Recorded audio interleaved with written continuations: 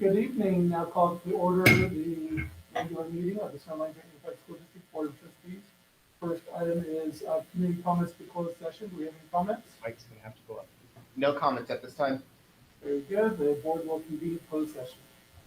Did we ever have any comments? Closed session?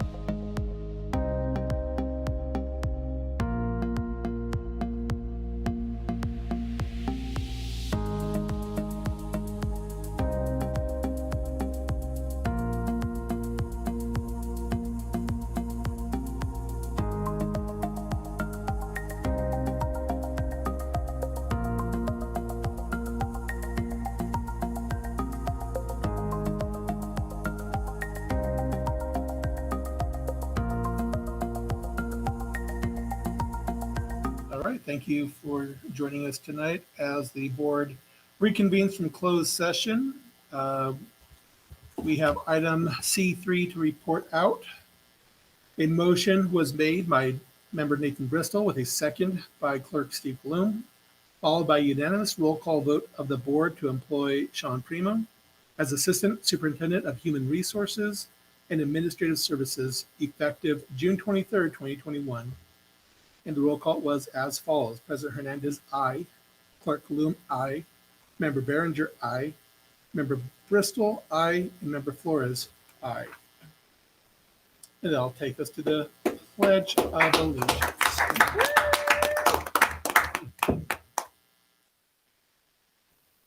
Pledge, she said. Yes. Yeah, very good. All right. You please rise. Whenever your heart ready, begin. I pledge allegiance to the flag of the United States of America and to the republic for which it stands, one nation, under God, indivisible, with liberty and justice for all.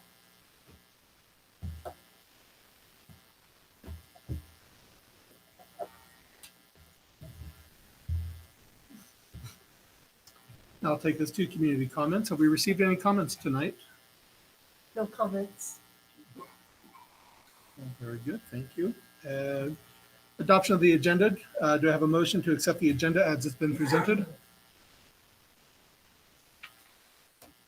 I'll motion. Thank you, Clerk Bloom. A second. I'll second.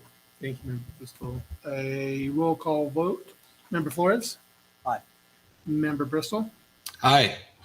Member Behringer? Aye. Clerk Bloom? Aye. I vote aye as well. And I'll take us to consent motion agenda. Are there any items to be pulled from consent?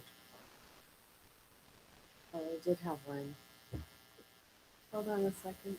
No problem. It is number 11, please. Item H11 will be pulled for further discussion. Do I have a motion to approve the consent agenda?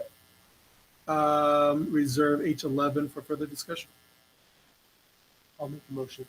Thank you. A second. Second. Thank you. We'll roll call vote. Member Flores? Aye. Member Bristol? Very good. Thank you. That was a visual aye. Member Behringer? Aye. Clerk Bloom? Aye. I vote aye as well. They'll take us to item H11. Member Behringer? I just had a question for Mr. Chacon for clarification about what this does, establishing a Fund 06.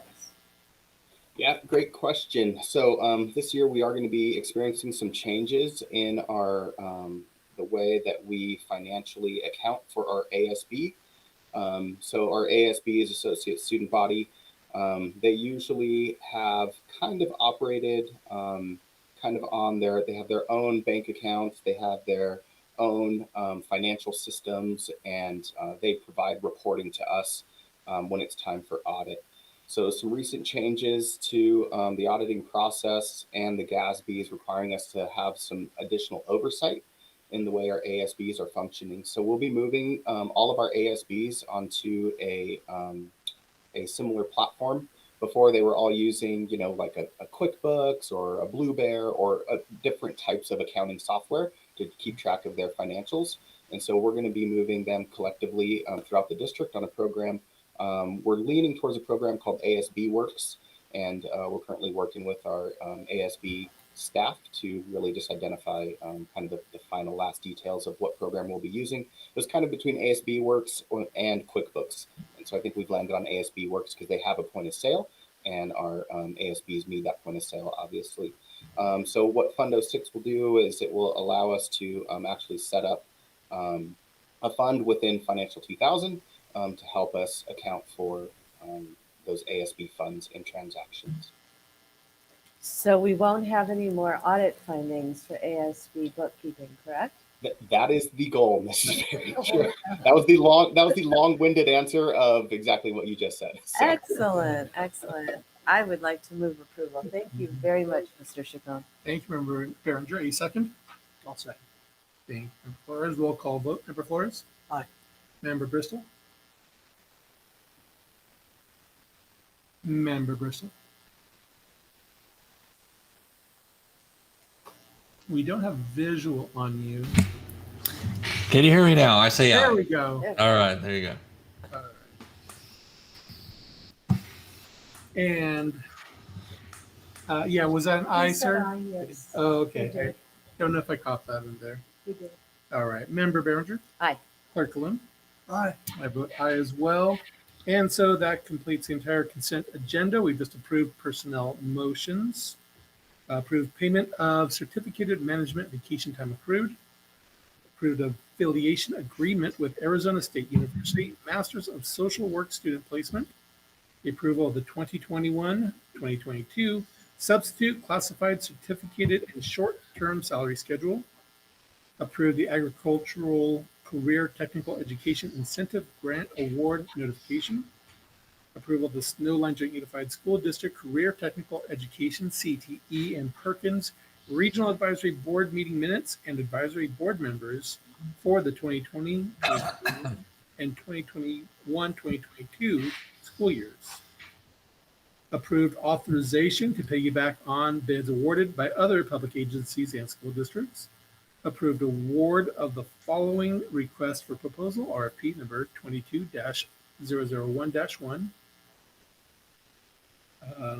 for bread, RFP number 22-001-2 dairy, RFP number 22-001-3 for paper, RFP number 22-001-4 produce, RFP 22-001-5 broadline and commodity food distribution, approval of the renewal of auditing contract with E. Bailey LLP, approved consolidated application and reporting system, CARS, reporting year 2020-2021, approval request for the establishment of Fund 06, approval ratification of the district financial transactions, taking us to item I1. Mr. Miller. Yes, good evening, President Hernandez, esteemed board members and administration. Tonight we have a special guest. Dr. Kelly Williams is going to be presenting some information on the Carl D. Perkins application for that respective grant.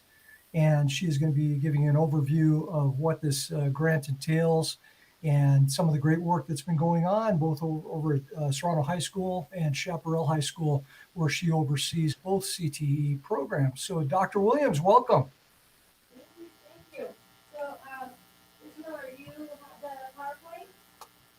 Roger that. I will be presenting that in just one moment here. Is there a special place you're supposed yeah, can she stand at the podium? Maybe the microphone. Kelly? Microphone. Yeah, that would help because so that will help with the YouTube recording. The YouTube recording. Is There this you go. better? Okay. All right. Well, thank you. As Mr. Miller's getting this together, it is highly recommended that we come and present to the board what we're doing in career technical education. So I'm here super excited. You know me, I could talk about this for hours, but I looked at your agenda and it's the end of the school year. So I'm going to keep this short and more of a highlight of all the positives of how your decisions at this level really impact our students. And so I want to show you some really awesome things tonight. So that's the first slide there. And so, Mr. Miller, if we could hit the next slide. And Mr. Flores and Mr. Bristol, you guys, I know you're new board members, so I just want to reintroduce. I'm Dr. Kelly Williams, and I'm the CT coordinator for our school district. And it's awesome. So it is awesome. And if you don't know what CT is real quick, it's formerly known as ROP. It's our hands-on classes and mostly electives. We have some art credit and science credit courses in our agriculture program that our students love to take. So is there any way to make Dr. that Williams, larger? yeah, do you mind if I give a quick timeout for that reason there? Yeah, because I can't see. Whether it be Oh my Alan gosh, Miller wow. or Robert Chacon, it looks like there's a mode right now that we're in where the slide presentation is just like it's in the same windows as all of you are. Yeah, if we could get it in the big window, that'd be great. I'll Thanks. run down there. Yep. Thanks, Robert. Probably just a mode we have to choose. And knowing Well, I'm me, glad I would I'm choose not the wrong operating mode. the computer. yeah. So why they do that, I'm just gonna tell you a little bit about CTE. So at Serrano High School, we have 8 industry sectors and 12 different pathways. And those industry sectors go from medical. We have agriculture, which has 4 pathways. We have ag mechanics, which is our welding program, animal science, which is our vet science. We have agri-science, which is our ag chemistry is our big capstone. And of course we have ag business, which is our ag leadership and our ag econ and government. Look at the technology people there. Hey, thanks, There Robert. they go, right there. They got it. Thank you, Robert. Look at that, Mr. Miller. Thank you, Robert. Well, They had to we'll go wrap it come and next time. touch the screen. And so you can see those little circles around our CTE logo. And that is something that a student generated about 3 or 4 years ago. We've evolved it over the years. But the colors in our logo are popped from all our Chaparral, Serrano High School, and district colors. We included adult school in there because even though I don't really oversee anything, we still have some articulations with adult classes with BBC that fall under CTE umbrella. So we have medical, we have agriculture, we have game design under the ICT. Then we have 2 pathways in arts, media, entertainment. We have graphic design, which you guys know is our multimedia academy / partnership academy, and we have stagecraft. And then we're going to move around campus a little bit. We have culinary, we have wood shop, we have fire science, and I believe, and then over at SHAP, we have the medical pathway there as well. So those are, and then at adult school, it's business classes, which is really exciting because it's word processing and accounting. And so it's a really good CTE type of course to have at adult school. So you can see those are all our different industry sectors. But what's really important, I want to kind of point out real quick is in order for us to get all our funding sources that are listed there, CTIG, Perkins, AG, California Partnership Academies, and of course our district is a huge help with some LCAP funds, that support our programs. We also have some strong workforce projects, and we've had high quality, we've had medical, we've had transition, and our equipment grant. But if we, to get those grants, our teachers have to do all of these 12 elements. And we put together a form and we rate ourselves on our criteria. And Snowline does really awesome. And all these 12 criteria, we hit every one of them. There's some criteria that we have goals to improve and make better. And they're outlined in that huge CLNA report that I gave you guys for Perkins. But I just want to do a shout out to our CTE teachers because this was a really rough year. We're a hands-on, really learn by doing kind of motto in CTE, and for us to be virtual and made it through the year. I just want to give a shout out to those teachers on virtual field trips, to work-based learning opportunities, to internships they did online. So I just want to shout that out, and I just want to point out to the board how much the teachers have to pull together to make all this funding work. And then that little green graph just kind of shows you at Serrano High School and SHAP, we're servicing more than 50% each year for a I'm going to hit the thing over. Now I'm hitting the mic. I'm getting all excited. You can see that we service more than 50. I think it's about 62% on up, and it varies, like a roller coaster. So we service a lot of our students in our district that need our CTE classes. So we're going to go to the next slide, Mr. Miller, and it's a video. And before we hit play, one section goes really fast, and I want to point this out. I just want to show you how our money's being spent and how our kids are using this, especially through COVID. And when it goes really quick, and I didn't have time, I apologize. We purchased some really cool industry furniture for our classes. And so, for our 2 medical classrooms and fire up at Serrano, we bought these really cool tables. And then they have this pad that flips up. So they become exam tables with really cool black office chairs. So when those kids, they come walking in that classroom, they feel like they're in a medical classroom along with the medical clinic. So it just looks spot on. Then you'll notice in the video for our ICT classrooms, the computers, the tables are just tables. And bless our previous teacher's heart, he screwed some wood boards on the back, to keep the cables from falling. So it's like set up like from the 1970s. Our new teachers bought these awesome collaborative octagon tables because, everything's about collaboration and working together. So I don't have a picture of those awesome pieces of furniture. nice pieces of chairs that the kids can put their backpacks in. So with a tray, so they're not hitting the cables and they're not on the tables for our game design classrooms and our art media entertainment classroom. So things are starting to come in, they're getting delivered. And so I just want to show you guys a really cool video, some visuals of how we're spending the money. So Alan, you want to hit play? All right, so we're going to start off in woodshop. As you can see, all the kids got face shields this year, right? Because safety goggles, we purchased enough face shields for each kid to have their own. And then we purchased them lockers. So each kid has their very own locker. And they're just super excited to be back in the classroom. They got the lathes going. The wood was flying everywhere. And Mike's in there showing them how to use drill presses safely and how to change the bits. And you could just see how exciting they are to have those face shields and the safety and just being back in school. Here's our welding program. We bought brand new welding helmets for each student because you think about it, you can't take one off and hand it to the kid in second period. This is intro to welding. She just did her first bead. She's a freshman, super excited. I mean, that was her. I mean, we're not going to grade her weld, but we're going to give her an A+ for attitude. Awesome. That's the computer class in there. We got new 3D printers. We got a laser cutter. So the kids can now take what they're designing on the computer and bring it to life. This is exciting. Our fire. See the kid in the middle? He had more of a darker orange. Those are the old fire suits. We purchased all brand new helmets, jackets, suits. So now they can actually participate in community activities and be safe. And here they're doing the annual ladder. I didn't see one kid freeze this year. So good job to Mr. Chacombe. And then here's our medical class. We purchased brand new tables so they all match and look nice. It looks like a medical clinic. She has her blood pressure machines going. So all the kids are learning how to cuff each other and run the machine. When you walk in, here's your front office. All this is brand new. And then as you go behind, I think I got a little video, that table with that cover. It's called an animatage table. And it actually is a 3D. It's like a TV, but it's all 3D medical equipment on that table. And so you can just see a lot of money has been spent with this. And so the students here at Serrano and at SHAP are getting the hands-on that they need. We're buying that equipment that's industry standard.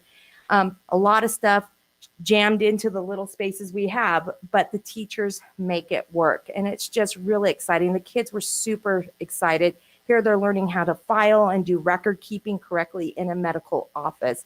And I kind of pulled that sheet back so you kind of see that animatage table a little bit better. Here's we moved Stagecraft. They were in a portable building. And so Dr. Jones were like, wait a minute, they cut wood and paint. So we moved them up by our ag shop. And as you can see, she's still moving. She has a lot of stuff because now she has her 2-year pathway, Stagecraft 1 and Stagecraft 2. We're able to use this grant money to bolster her program. And her and Bev Quinn put together a production when we were able to return. So that's Tamara Griffey, and the kids are pulling out their sets. So we purchased them a lot of equipment that they can learn on how to mic, how to set up lights, how to do the rigging, so they can meet all that criteria that they need for articulations with BBC. So the Stagecraft, thank you for approving our second level. So we have that 2-year pathway. Here's our most popular, really, it's the Multimedia Academy. They have 2 different funding sources between CTE and their Partnership Academy funds. They run the DTV, Diamondback TV studio. I believe they were able to do 3 episodes when we returned. It was pretty outstanding. Now, here's one of our strong workforce projects. What we did is we tore out, see the corrugated metal is ripping, falling off. Our maintenance, I don't know how to thank Rick, but look what he did. And he tore that place down with the help of Dr. Jones. And we made that place to where the students can now go all learn. So they all have brand new prepping stations. See the metal tables we purchased, stainless steel. And now each kid will have a prepping station. We still only have 1 stove and 1 oven because we don't have any electricity or gas or hoods or anything like that. But that's a great place to bolster that culinary project. And as you can see, a couple of years ago, you guys approved the ag farm, refurbishing the greenhouse. And we've really bolstered that program up there. You'll see here the maintenance crew, I mean, the cement to just building and putting the stuff together was just phenomenal. It took teamwork. And then I had to throw my own kids in there. I thought this was the cutest picture. They're hauling that pig up in a wheelbarrow. But you can see we're using it. Our FFA kids, our vet science and agri-science kids, they're using that farm. They're using that greenhouse and they're learning. And we did really well. We do every year at the fair. And I know it seems like a lot of fun and, all this, but the animal science that vet science skills that our kids pull out of that pathway is bar none to a lot of the other ag programs in the state of California, in my belief. So it's very powerful. And so I just wanted to share those pictures and those videos with you guys, because I know you guys approved, like tonight, you just approved the AIG grant. That's what we're using it for. We're using it for kids. And I just want to say thank you. I know you guys approved CLNA report for Perkins. You approved the CTIG and you guys approved the advisories tonight. Thank you, right? And those teachers attended those meetings so they can have this meeting. So it is a very collaborative and group. It's just not me.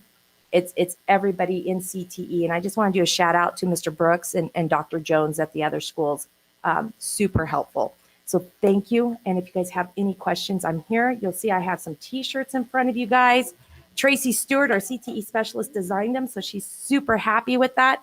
I got other sizes. If we did the wrong sizes, just let me know. You guys have any questions? Thank you for that. From the board? I love it. A lot. I love it. Thank you. I think this is something that, and I know we've spoken before, but something I wish was around when I was in school a little more. So I'm loving it. I love seeing the kids hands-on. Very exciting. Funny, we were just talking about something to this effect. In high school, I was the AP path. I was all about academics, and I knew where I wanted to go to college. I knew what I wanted to do. But I'm such an advocate of the CTE because not every kid's built for college, and I love it. I love everything you guys are doing. I do want to bolster it. I want to make it better. I want to make it the best. There's so much. I had the great fortune of attending the adult graduation at Victor Valley College with Dr. Holman here, and there met the folks that have that CTE program there, and apparently there's a lot of alignment between our CTE program and Victor Valley College.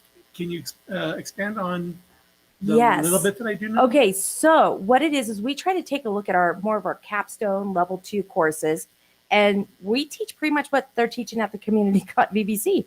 So we get with the professors. It's a great effort with the MDCP, what Mr. Wells oversees. We're part of a consortium, the Mount Desert Career Pathways Consortium, and we articulate. So when our students take a class here during the day, they also, if they get a B or better, they get that college credit. So we just finished putting all that in the computer.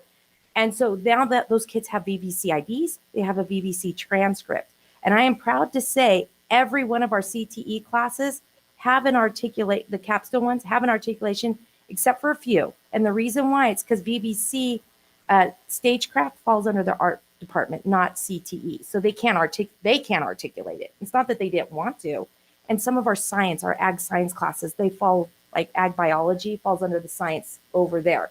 So they were able to articulate vet science and welding.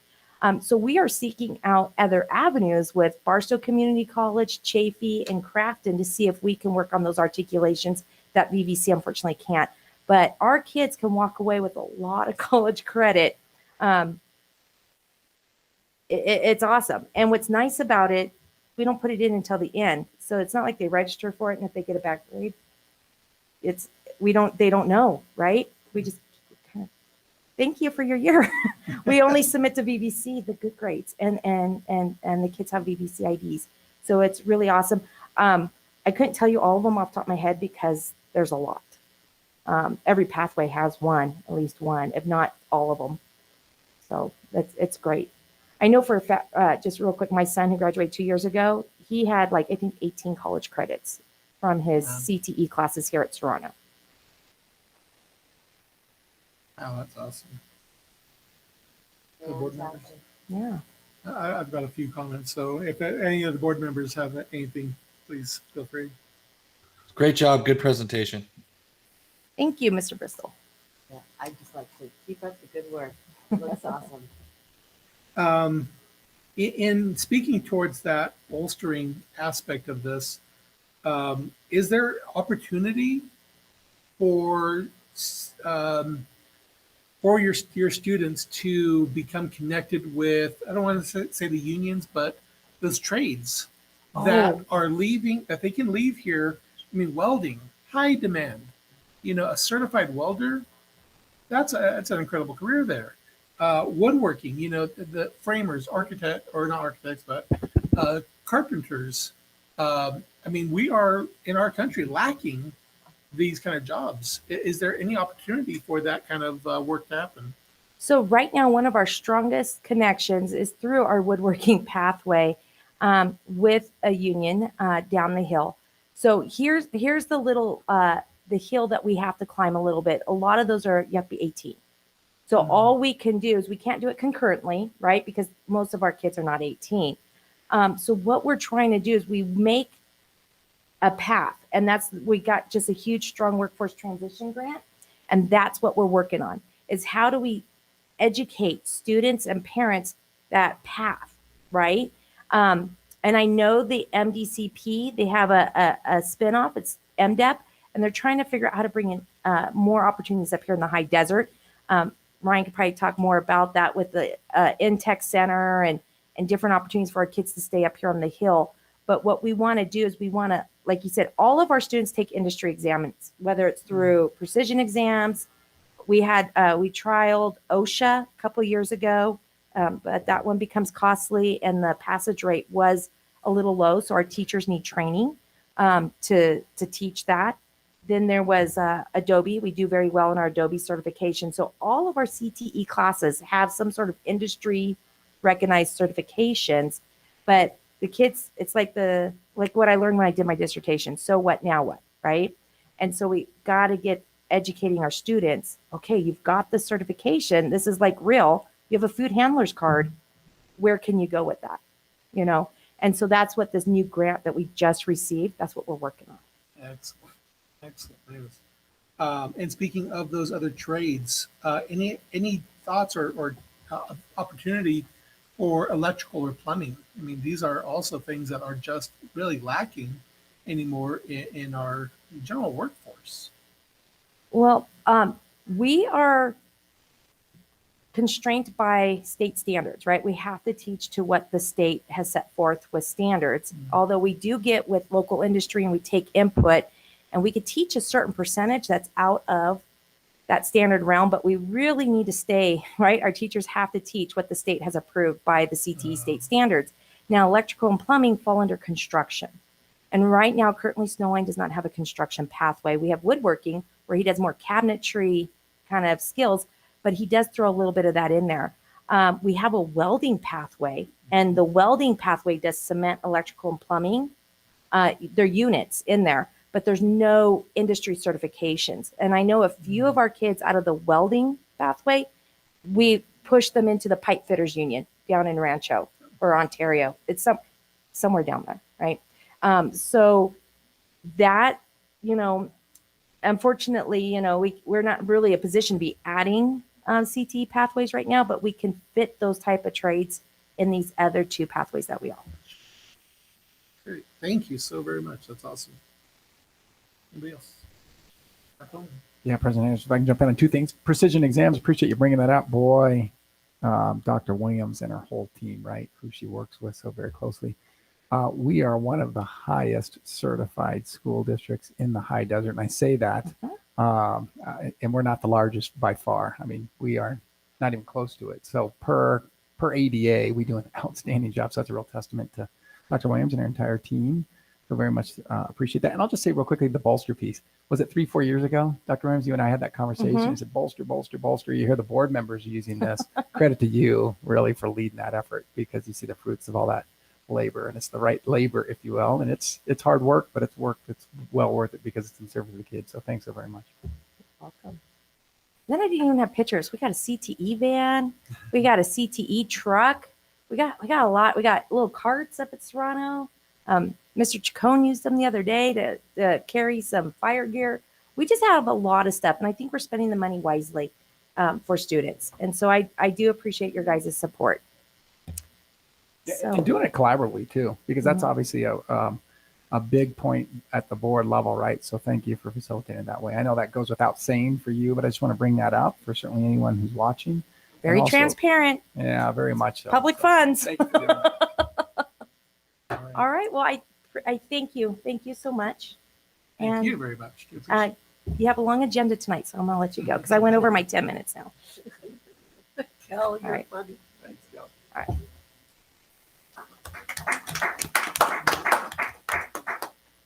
All right, that'll take us to item I2 on the California School Dashboard Local Indicators. Mr. Miller. Thank you again, President Hernandez. Tonight, we've got something that really goes hand in hand with our LCAP. This is the 2021 Dashboard Local Indicators, and I'll explain a little bit about what that's all about, especially for our newer board members. Some of you may have remembered that this usually comes in the fall before we actually enter these data onto the dashboard itself in October. The October timeline still stands, but our timeline for presenting this information as a board item has been accelerated and moved to the time of LCAP adoption. So that's why I say they go hand in hand. So I'm going to give a very brief tour through these local indicators. We have 7 that we'll be covering all together. And of course, you have a comprehensive document that shows those indicators. And I'm sure you've referenced them ahead of time. So I'll be happy to field any questions that you have at the end or throughout the presentation for that matter. So without further ado, I'll go ahead and walk you through this document. And I'm going to go ahead and display it just for our friends at home if they'd like to see it. And they can also access this document on the board agenda.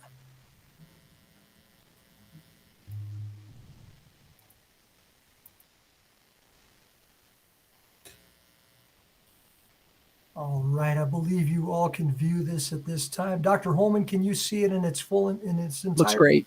Thank you there. Thank you, Mr. Miller. Perfect. Okay, well, we're going to start off with priority 1. Once again, these are all state priorities, and at the state level, we have common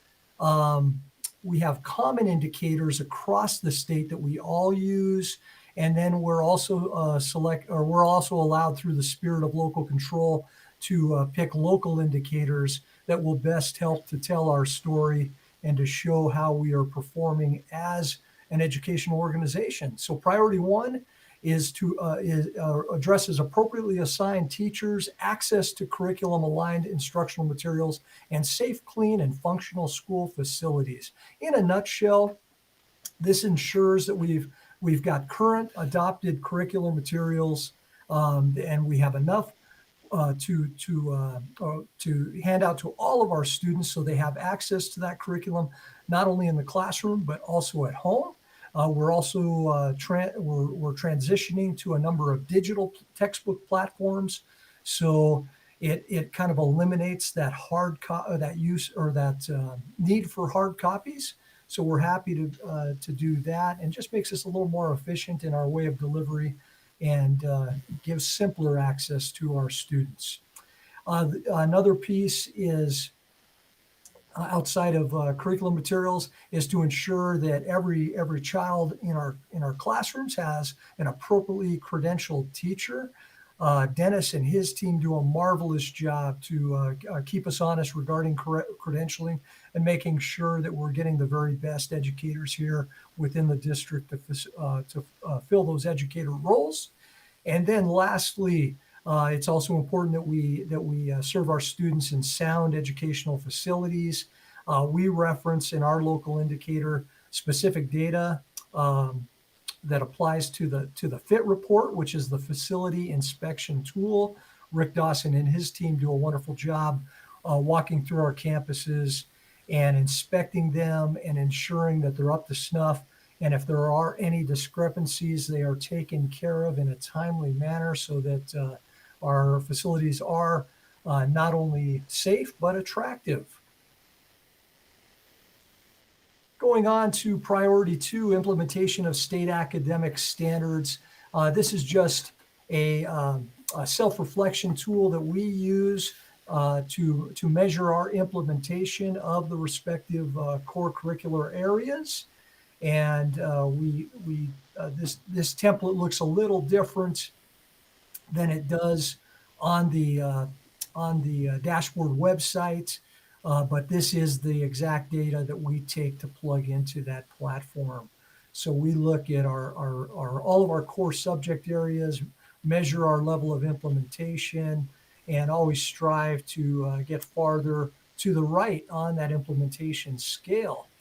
This year, starting off with a new LCAP, we've even graded ourselves down lower than we have in prior years. Not that we've decreased in performance, but we've actually set a new bar for ourselves for even greater performance for our students. So therefore, we're raising the bar, and therefore we're lower than that bar. So we look forward to making those strides as we move forward to continually improve in delivering instruction and providing the very best instructional materials to our students. So we have a number of reflection tools there that we rate ourselves in those respective areas. And once again, you have access to this document.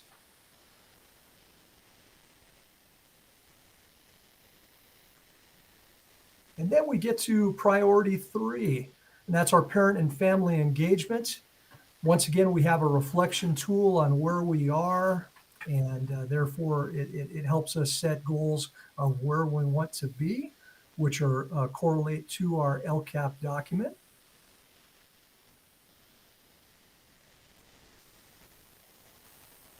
We also provide a narrative, a detailed narrative where it's appropriate.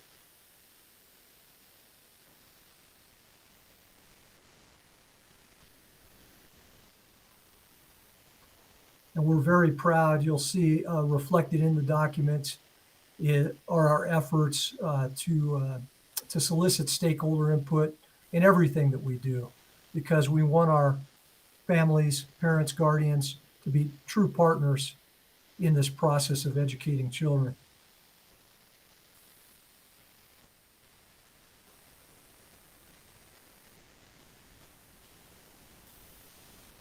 I'm going kind of fast, I'm sorry. So let me go back a little bit here.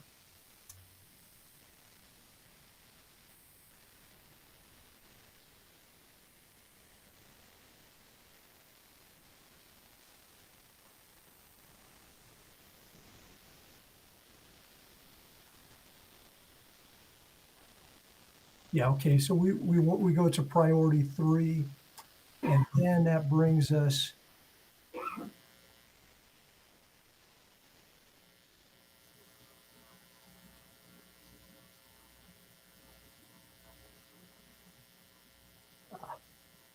I apologize for the technical difficulties here, running 2 screens.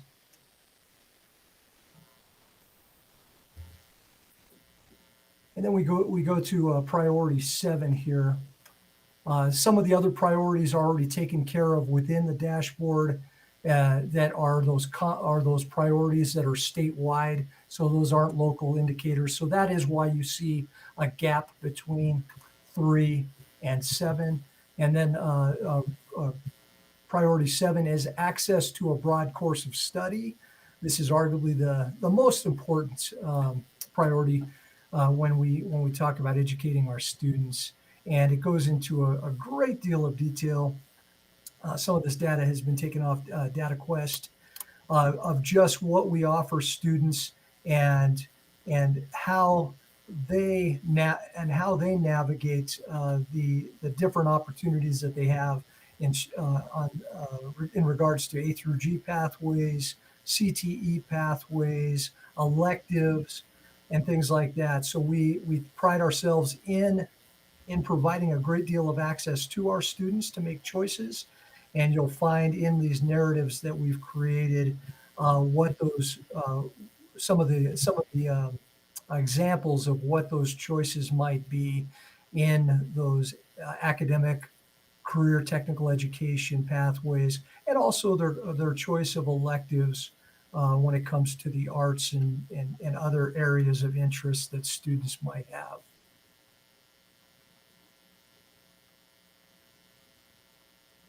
And we continue to provide those in-depth those in-depth narratives. We also provide a link there that you'll have. It's a hot link to the California Department of Education DataQuest webpage, which provides a lot of detailed information that we accessed.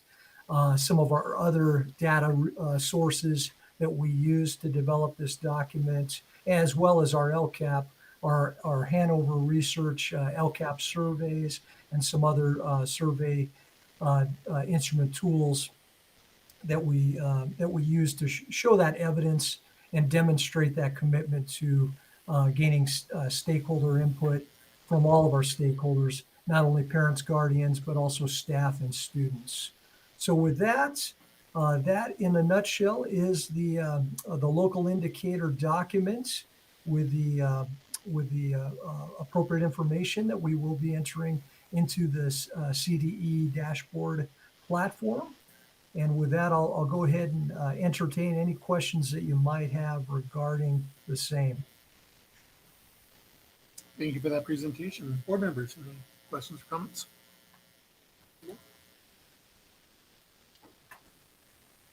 Yeah, I don't think we have many comments. The college and career report, the 30.4% of Snowline students are considered ready. The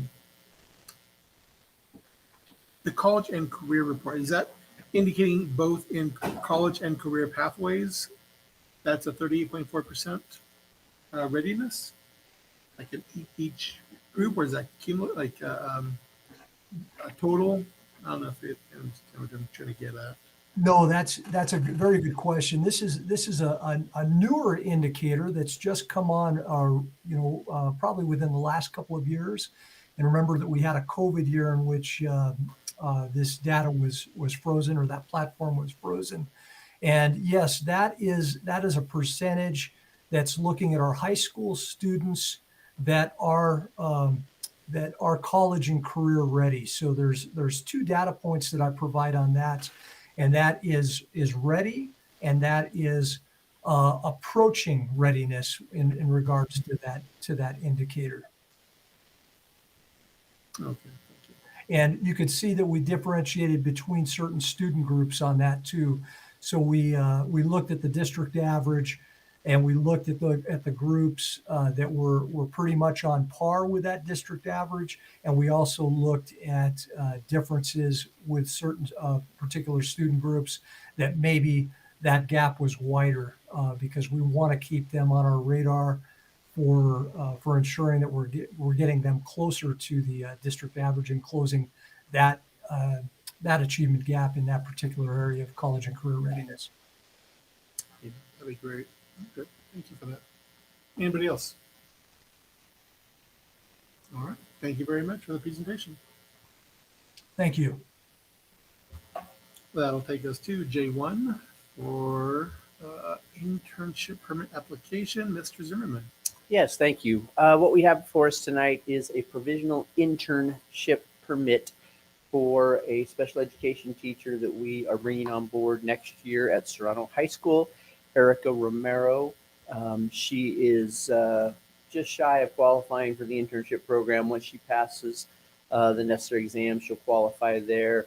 Has a lot of experience with children, experience with high school students as a walk-on coach, and we're excited to get her on board as a teacher. She's really moving from kind of like what Dr. Gray Bartlett's doing. I mean, moving from only the other way around. She's moving from the littles up to high school, where Gray Bartlett's moving from the littles, or from the high school down to littles. So we just looking for the board's approval on this so we can submit. All right. Any comment or discussion? A motion to approve the permit application. I make a motion. Thank you. A second? I'll second. Thank you. A roll call vote. Member Flores? Aye. Member Bristol? Aye. Member Behringer? Aye. Clerk Galloon? Aye. I vote aye as well. Thank you. Unanimously approved. Item K1, the adoption of the Snowline General Fund budget. We will hear from Mr. Chacon. Thank you, President Hernandez. I am really excited for this day because the budget is a whole lot of work, and it's hopefully we go through the approval process this afternoon, and we can all sleep a little better tonight. It was a huge task, like always, right? But if you recall, last board meeting we went through a pretty significant, in-depth look as to what our budget looks like, and really just looking forward into these next 3 years. Substantial one-time dollars heading our way. They all have different uses, different functions, different pots of money. But there's still that underlying operational challenge, right, that we've been faced with for several years now. And that ongoing deficit spending piece, we're looking right around $3 million of ongoing deficit spending. And that's something that we'll continue to work on here in the near future. But nothing has changed from a public hearing at our last board meeting to today. The SACS documents are the same. They're also attached. So we are looking for your approval based around the presentation from last board meeting and the enclosed SACS documents today. Very good, thank you. Comments or discussion from the board? None? A motion to approve the adopted budget as it's been presented. I'll make a motion. Thank you, Member Flores. A second? Second. Thank you, Clerk Lynn. We'll do a roll call vote. Member Flores? Aye. Member Bristol? Aye. Member Berenger? Aye. Clerk Lynn? Aye. I vote aye as well. Unanimous approval. Takes us to item K2 for resolution 21-1539. Mr. Chacon. Yeah, thank you. So with the approval of the budget, as you'll recall, in our budget, we have allocated $9,677,000, $677,735,000 in our commitment for our unrestricted designated fund balance for future debt service. And that would be an increase of $500,000 from the last interim. And that is our commitment, our annual commitment we've discussed at the board, and with your guys' support and foresight and planning to help us really soften the blow of those really, sorry, you okay?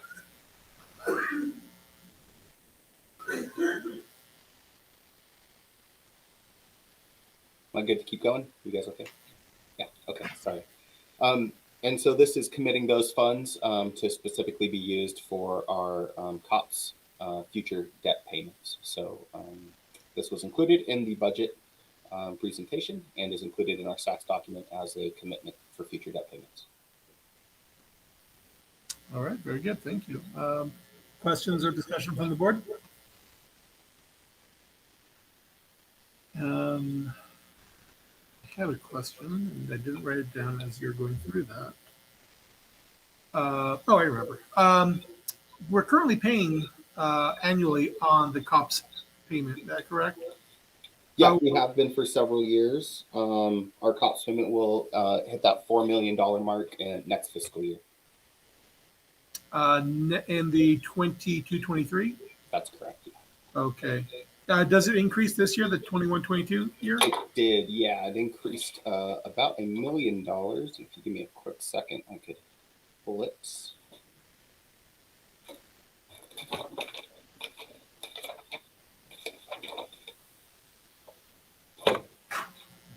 So the 21-22 school year, we're looking at 2.6 million. And next fiscal year, we'll be looking at 4.1 million. Very good. And where, what's the highest that payment gets to? Well, it kind of fluctuates. It stays right around 4.1, 4.2 million, and that's not including the lease revenue bonds as well. So in total, we're right around 4.7 million. Okay. But specific to that COPS, it's right at 4.1, 4.2, kind of fluctuates. Yeah, I appreciate the reminder. Thank you. Any other comments or questions from the board? Yeah, I had a question. So that I missed last meeting, but the 9.677 is specifically for the COPS. Yeah, so the board several years ago decided, which honestly has been a godsend for us, to create an account to help support or offset the large COPS payments that will be showing up in the 22-23 school year. So that $4 million. So we'll be using these funds that is being set aside right now. We'll be using that $9.6 million to help offset the bigger payments, the $4.1 million payments, so that we can still sustain, much of our operations, and it's not a big blow to our operating budget in the near future. And so we'll really dive into that long-term debt piece real quick here.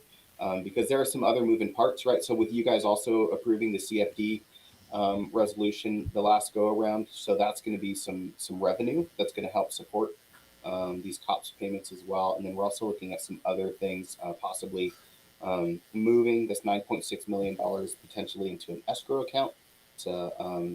It will help buy down the overall debt payment, which will then lower our annual contribution, our annual payment as well. So we're looking at a couple things that will help ease the burden of these pretty significant debt payments annually. All right, thanks. I recall in previous meetings, we had discussed the opportunity or option of increasing that annual commitment. Do we have an opportunity for that to really increase this reserve? Not at this point, because if you recall if you look at our MYP, our multi-year projection, that third year out was we were barely fiscally solvent. So as we increase our contribution that third year out, we don't become fiscally solvent, and then we wouldn't be able to pass an approved budget. But this is something that I really appreciate the board allowing us to do, is really look at this at each interim. So it's not just we're looking at it, at budget adoption, and then we walk away from it and revisit it 12 months later. We look at this each interim, and if we receive additional funds or we find other areas where we could potentially save and use those savings to put towards debt payment, those are things that we've been able to bring to this board, and you've been willing to entertain and approve these last several interims as we afford it. All right, very good. Thank you. Unless there's any other comments or discussion, I'll look for a motion to approve resolution number 21-1539. I'll make a motion. I'll take Clerk Williams' motion. Have a second? Second. Thank you, Member Flores. Roll call vote. Member Flores? Aye. Member Bristol? Aye. Member Behringer? Aye. Clerk Bloom? Aye. I vote aye as well. Unanimous vote on that one as well. Thank you, Mr. Chacon, and we'll move on to item 1. Dr. Holman. Thanks so very much, President Hernandez. Before the board is approval of the LCAP, right? We've heard references to it here tonight. At the previous meeting, which was last week, of course, we spoke to the comprehensive nature of this task. I want to take this moment to thank, of course, Student Learning Support Services, as well as the business office, certainly headed up by two wonderful leaders, Alan Miller and Robert Chacon, and all the outstanding individuals who've gotten us to this point. We again spent time speaking to the crafting of it, the development of it, that comprehensive partnership that was certainly built in a very difficult environment. So very proud of that. And then also just bring quick attention to those 4 goals, right? An academic goal, a school climate / social emotional learning goal, certainly the learning community partnerships, which is focused on parents, community members, and students. And that 4th one, right? The resources for success, right? The real primary resources of human resources, not to mention facilities, as well as the required materials. So very proud to, again, put it before you for approval, and certainly we'll answer any questions as need be. Thank you very much. On the board, any comments or discussion? A silent group tonight. Although well prepared, this was good information that we received last time. And so I do have no questions. So unless there's anything else. Maybe just a quick comment. I just appreciate the hard work that went into some of the line items of showing us exactly what certain things cost or where that money is going. I do appreciate a little bit more of that detail. So thanks to both those offices for doing that. Yeah, for sure. Thanks for bringing that up. Yeah, I really appreciate their effort doing it. Very good. Do I have a motion to approve the LCAP as it's been presented? Move approval. Thank you, Member Berenger. A second. second, Thank you, Member Bristol. Roll call vote. Member Flores, Aye. Member Bristol, aye. Member Berenger, Aye. Clerk Bloom. Aye. I vote aye as well. That'll take us to item L2, Dr. Holman. Thanks again there, President Hernandez. I'll queue up Alan Miller here for the presentation of the governance handbook. And you see what's on here. It's an information item again. Our proposal here to the 5 board members, of course, would be to just take a look at what we've got here. Outstanding, if I can go backward to go forward again, as I like to say, outstanding work done by all 5 of you as facilitated by, of course, way back, Dr. Ralph Baker. I want to bring attention to him. We've completed that process over 4 consecutive meetings. We bring this back to all of you so that you can look at really the remaining piece is simply the table of contents. And then if it would be the pleasure of the board, collectively, if there's consensus, we bring it back in July for approval and be ready to use the wonderful resource that you've developed over the course of this coming year, with ourselves being in that cycle of reviewing at the end of each year. So, President Hernandez, I'll turn it back over to you and see if there are any questions, of course. If not the questions, if there's consensus to move forward to bring this for approval in July. Thank you very much, Dr. Holman. Once again, good work that we've done over the last few weeks. I have no questions to the document. The rest of the board? Board, a few words. Very good. Well, Yeah. look forward to really implementing much of the goals, the belief statements. I believe that's really impactful for where we believe this district can go in the future. And so very excited to be moving forward with this. Does this require approval or are we just receiving? No, thanks, President Hernandez. We would ask that we'll bring it back in July or one board meeting in July. Approval. Okay. Yeah, and like I said, you see those yellow areas, that's the table of contents that we reference. And so my wonderful colleague Nancy and I were committed to just Very good. There's 2 O's in goose. No, that was a joke. Kidding.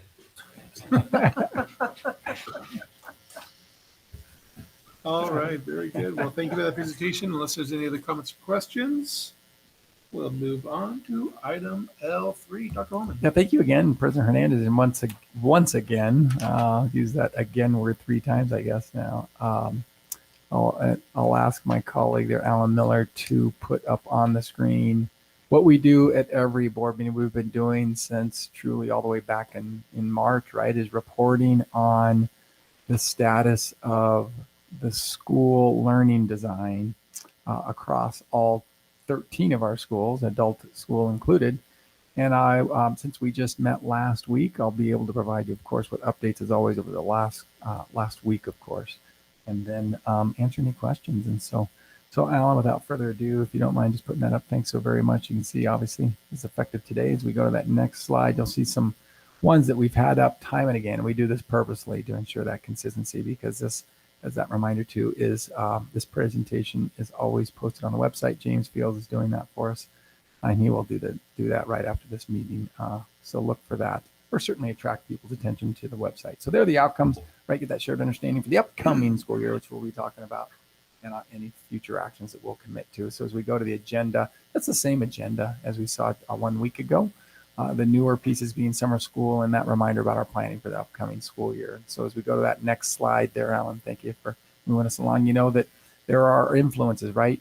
The recommendations that come down from the federal government go to all states. The California Department of Public Health sets forth the course for all 1,000 plus school districts in the state of California. And I bring up the county too, so people say, well, what's their role? Some counties, and the example that we often use is LA County. Some counties, who are the local agencies, have more restrictive rules, guidelines, requirements, then the California Department of Public Health.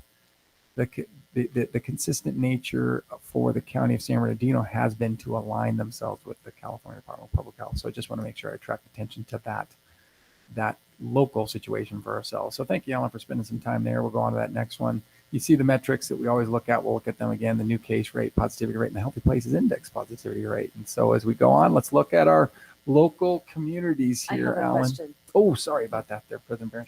Going back to the Okay. those agencies whose guidelines we follow, Mhm. Thank you, right there. Thank you. I can't help but notice OSHA's not there. Yeah, so you're right. So OSHA absolutely has that influence. They have that influence right on the staff side. So you're absolutely correct. And we'll talk about them here tonight. So that might be a good icon to put up there too.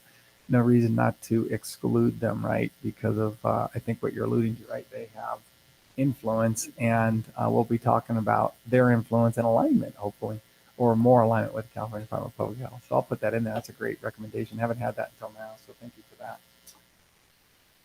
Here are 5 communities, Oak Hills right there. That's that 6 number, and then total cases 4. Those are the ones that we'll focus on, as well as the positivity rate on the side there. So you can see the daily case rate for the most recent week, the reporting that was actually uploaded today. It's usually on Mondays there. So there's Oak Hills with a rate of 6. We'll go next to Phelan at 5.8. Pinion Hills will be the next one there as Alan goes through there at a 5.3. These are numbers that have stayed relatively consistent, a little fluctuation, but all within these single digits, if you will. And then as Alan goes to the next one, we're going to see Victorville, that whole area of Victorville being at 2.7, that 2% positivity rate. And lastly, Wrightwood's, I think it's 0, if I recall correctly, over that last week's reporting period. So as we see the communities, let's drill down on some more data. You see the data that we've kept there all the time, the colors up there. San Bernardino County staying in the yellow tier, and that I'll come back to that in a moment, but you can see for 3 consecutive weeks there, down in that area, about 1.5 daily cases, and you can see those positivity rates really staying quite low, even into below the level of 1 for a couple weeks in consistent fashion. And then we'll see Snowline's numbers there that you see in that same format that we've always shown. Daily case rate, again, just as a reminder, if anyone might be new listening here, the San Bernardino County Department of Public Health does not provide positivity rates by district boundary, but it does provide it for daily cases. You can see ours staying relatively consistent within a range of approximately, the high 1s to the middle of the 4s. And you can see us staying within that orange tier. And you can see the total weekly cases in our whole 220 square miles, right? That's the boundary, right? Snowline's boundary is 220 square miles, roughly speaking, and then the number of youth cases. And then Alan, as we go on to the next page, right, there's that commitment. We've been very consistent. Thank you for supporting this quickly, as safely as possible, but also as tightly aligned to those public health guidelines as possible. And we're going to do so together. And so in that spirit, as we remind ourselves here, that's how we're planning, right? And let's start to move toward what's impacting us right this moment with school out and summer school starting, et cetera, as we go to that next slide, and also planning for moving forward. So Robert Chacon and I had the good fortune of sitting in on Ted Alejandre at the San Bernardino County Superintendent of Schools meeting yesterday with public health officials. And this is what I'd like to kind of hone in on. What's the latest and greatest right now? So the COVID transmissions you saw by the data, relatively low, trending low. Yellow tier, though, before June 15th, it was just a couple days prior, San Bernardino County reached the yellow tier. It's just even though the tier system is down, I think that's something to celebrate, right? That we got down into the yellow tier if we had stayed using that. But of course, Governor Newsom on June 15th with the reopening of the economy got rid of that part of the blueprint there. But also want you to know that what we're hearing from local officials, just the slightest of increases in hospitalizations locally San Bernardino County proper, if you will, among the unvaccinated individuals is what those public health officials told us. And that begat a conversation about the Delta variant. You might read about that one. It's listed as being, or at least referred to as being, significantly contagious. But they're indicating to us that those who are unvaccinated, they're seeing a slight rise as a result of that Delta variant and that being a cause, but also indicating that the science is showing that the vaccination has been very effective against that Delta variant. So a relatively significantly contagious variant, but also having something to combat it. So they shared that with us. I want to pass that along. And CDPH, that's California Department of Public Health, waiting for an announcement that the CDC has already made. Right, they provide recommendations across the nation here on schools. That should be forthcoming, that recommendation. And then CDPH has been on record saying shortly thereafter, the guess is 2 to 3 weeks, and that'll play into some timelines that I'll talk about a little bit later on, that come the middle to the latter part of July, we should see what CDPH might be recommending for ourselves moving forward for the new school year. But right now, simply put, indoors, masks are to be on at schools. Outdoors, masks don't have to occur. And so keep that in mind. And then in other non-student facilities, there's that Cal OSHA reference, as you mentioned, right, President Behringer? We're engaged in this right now. And that is, we have the choice of 3 ways to proceed. We can say we're going to all wear masks. Clearly, people watching right now are seeing that we're not wearing masks. We can require proof of vaccination within a building like this and our other non-student related buildings, or we can do what we did here and we are doing as we move forward. That's that self-attestation process. Ultimately, someone like myself saying I attest that I've been vaccinated, so I don't need to wear the mask. And for those who don't self-attest, then a mask would be required in these settings. Take a quick time out. Dennis Zimmerman's done the best work far and away in this regard. He handles so many great things. Dennis, I know you're not at a microphone, but do you mind just running up the microphone and just adding anything? Because Robert, yourself, and myself have been in a lot of meetings in this regard, and this can be a little tricky. So you know the nuances as best as anyone. Do you want to add anything to this, as I just gave that kind of general overview there? No, I think the overview was very good. And as a school district, we're needing to address both the public school COVID guidelines that CDPH puts out, as well as the employee guidelines for the state of California that Cal OSHA puts out. I would say we're at the best spot we've been at in the 15 months of the pandemic, with those groups coming into a better parallel alignment, where they've been quite a distance apart in the past, which is helpful. Currently, I don't really foresee the Cal OSHA guidelines for employers changing, so we'll keep moving forward with those, preparing for those as we move through the summer and into the new school year. And then the California Department of Public Health guidelines right now, what we have is for the 2021 school year, of which summer school for 2021 is being counted as part of that 2021 school year, even if that summer school goes beyond June 30, which would be the last day of the fiscal year in California.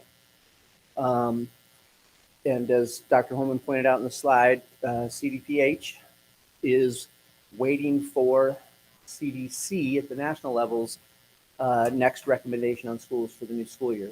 And then they have said they will adopt CDC's recommendations for schools moving forward in California, and then allow each local county public health department to create stricter guidelines, nothing less strict.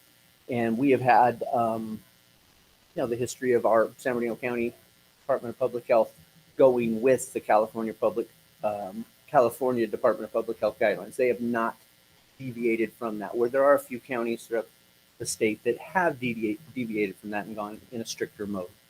So we'll see what those guidelines look like as we move forward for the new school year. But right now, that's not expected until sometime in July, maybe as late as early August. But we believe that people will get through to CDC in the folks in Washington, D.C., that more school districts start the school year in August now across the country than do the Tuesday after Labor Day in September. So we'll see where that goes. But right now, student-wise, school facility-wise, we need all individuals on school campuses right now to wear a mask regardless of vaccination status when they're indoors. Outdoors, masks are not required, nor is physical distancing. And I think what needs to be said with all of this each time is that individuals may still choose to wear a mask and don't have to have a reason. We can't challenge them for why they are. Where I will tell you, before COVID, there was the different unique mask things going on where that created other challenges. But now, no, that is a personal choice for various reasons. But we will be going through a process as a district to determine our staff's vaccination status, keeping that information confidential so that we can do what Cal OSHA has asked us to do, which is hold accountable people that are unvaccinated or choose to not divulge that information, to continue to wear a face covering in indoor settings in their employment.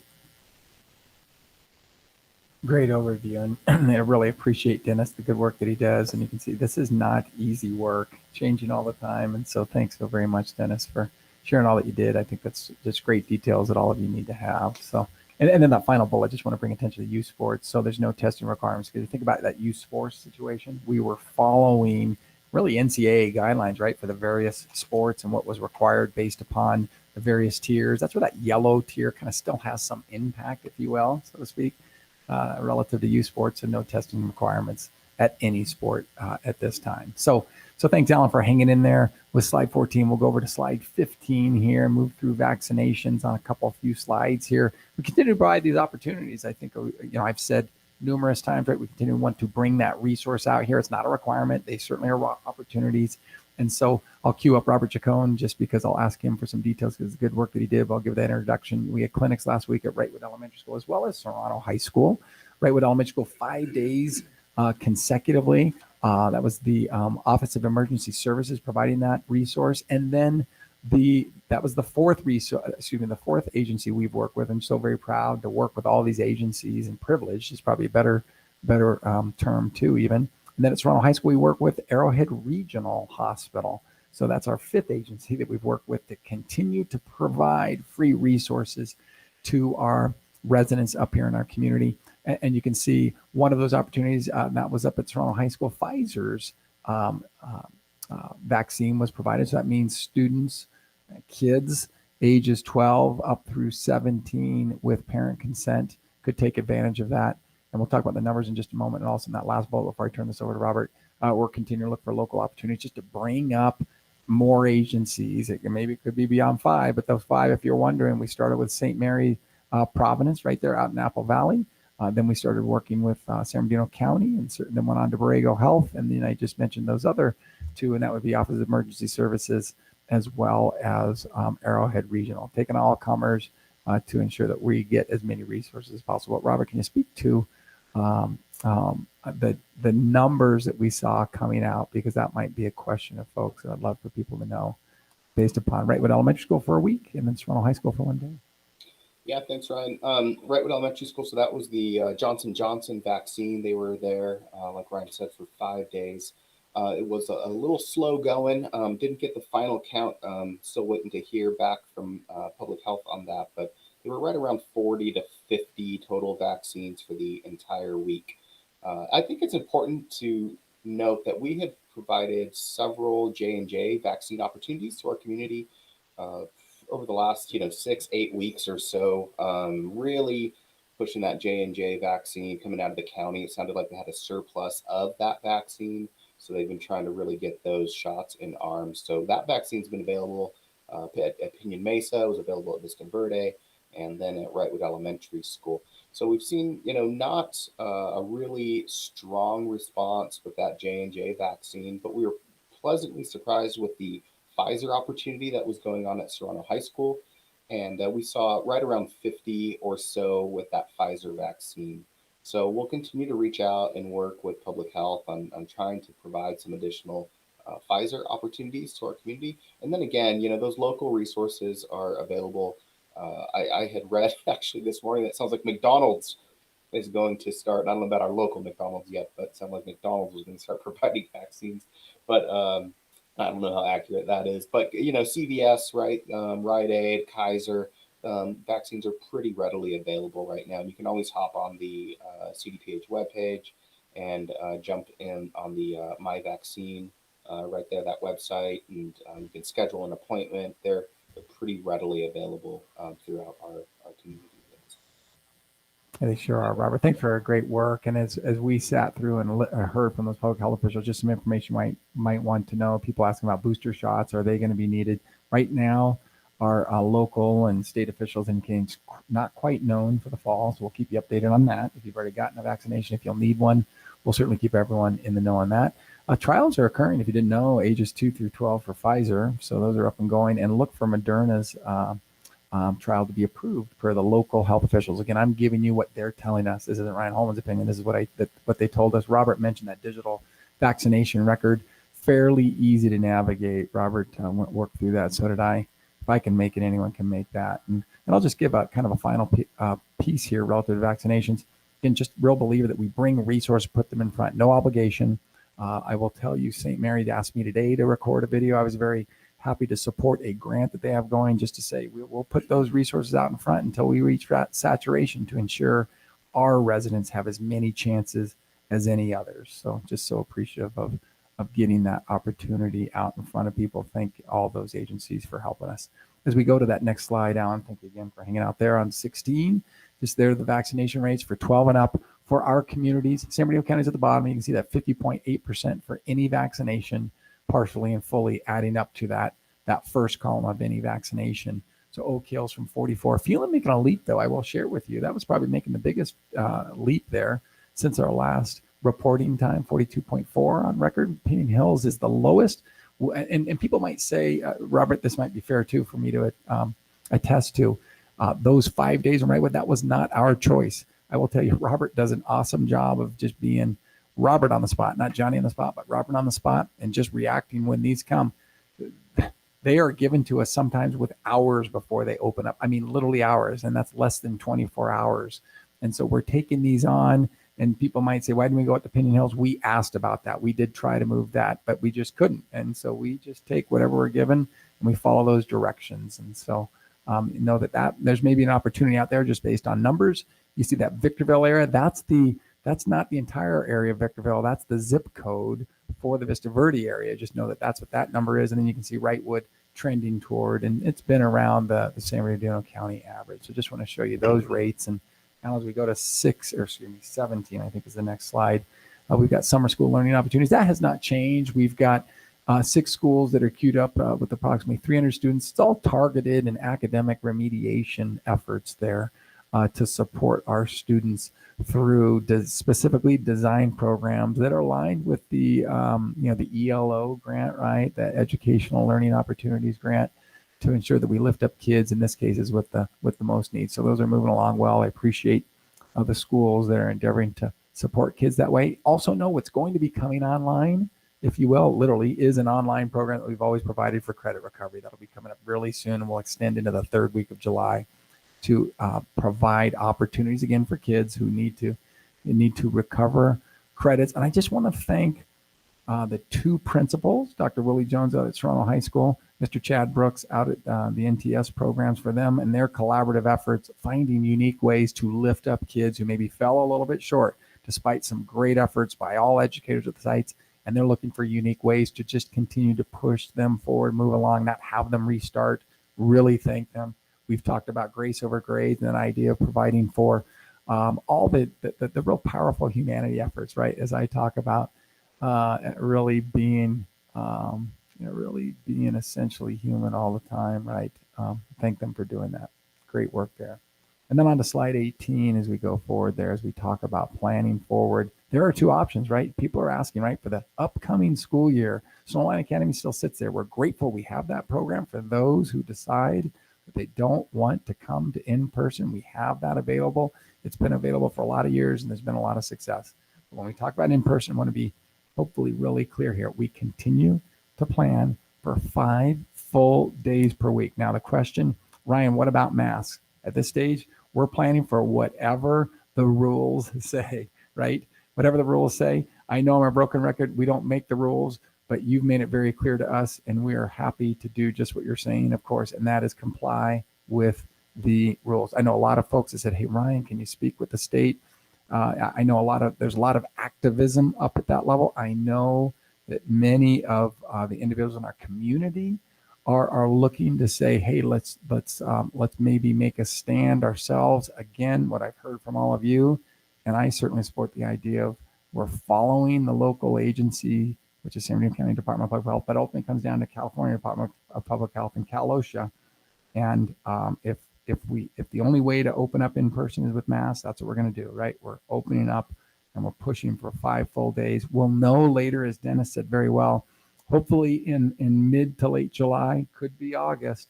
We're continuing to plan, and we're hoping we'll find out details about that masking piece, all the while knowing that we'll be communicating. And I'm looking forward to sending out videos on a regular basis to ensure everyone knows what we've just talked about. So that's the planning that's going on. And Alan, I think it gets us just to our last one. We're going to continue to communicate with everybody and ensure that those opportunities for vaccination are available to everyone, as well as people know where we are with planning. So President Hernandez, maybe a little bit longer, my apologies, but wanted to certainly get out the information that we shared and answer any questions if anyone has. Excellent presentation. As always, thank you, sir. To the board, questions or comments? Just thank you very much. I am excited for the fall, whatever it brings. There's near certainty that we'll be back 5 days a week, and whether it's masked or not masked, that's really for our community and our state to give us that ability, increase those vaccines, get some herd immunity, and hopefully we can be back without that. Any indication how Snowline Academy is falling in play right now in terms of, obviously we had an increase this year due to the circumstances. Is that trend, any indication of how that's working out so far? Yeah, I'll queue up Dennis here too, because he's going to have more details. The quick answer is they did well to survey as best as they could. And I say as best as they could. There were a good number of responses that were contingency responses, if that makes sense. Well, I'm going to go to in-person if fill in the blank exists, right? Masks or no mask, fill in the blank. Or the reverse, right? I'm going to stay at online if fill in the blank. So a number of contingencies. So it was really difficult to get a complete take on that. But Dennis, you want to talk about the numbers from the 400 plus to where we might think we might be? I know it's putting you on the spot. That's tough, but whatever you feel comfortable talking about.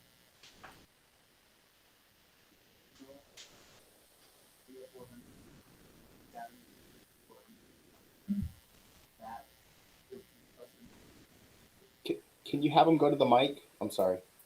Oh, yeah. Would you Yeah, use the the mic. Sorry there, Dennis. Yeah, if you can go to the mic. Yeah, sorry about that. Yeah, my apologies. I should have queued him up for the microphone. Sorry about that, Dennis. So what we know thus far about Snowline Academy, I would say, is we were in that 300 to 400 projected anticipated enrollment for Snowline Academy for next year, but that is really just a guess right now.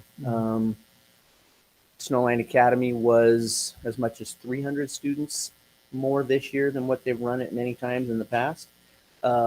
We staffed for that as we went through this school year, added staff. We're not trying to take staff away from Snowline Academy right now.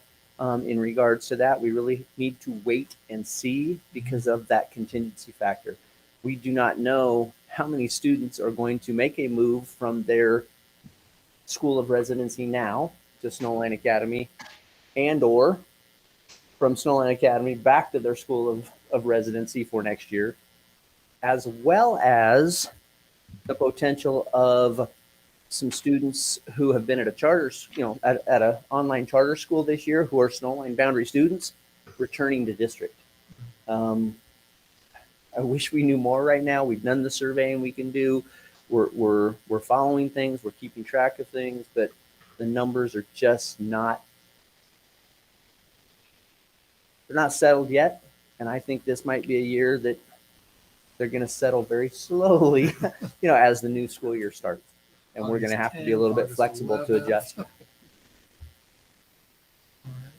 Yeah, great feedback, Dennis. Thank you. Yeah, I mean, I know there's so many benefits to Snowline Academy versus other, your, like you said, the online charter schools and even the, strip mall charter schools that we have.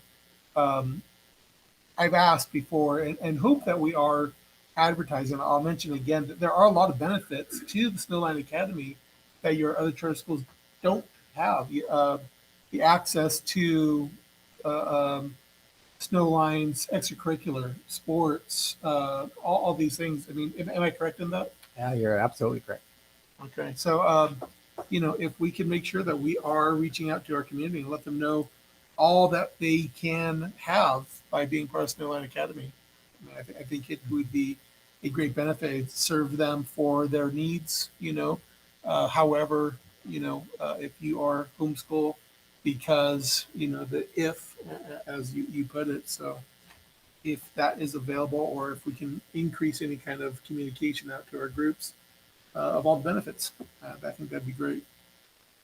Yeah, I appreciate that. And that's a great reminder for me to fit into a weekly video that I'm going to be beginning this week. So, great call there. Thanks for that.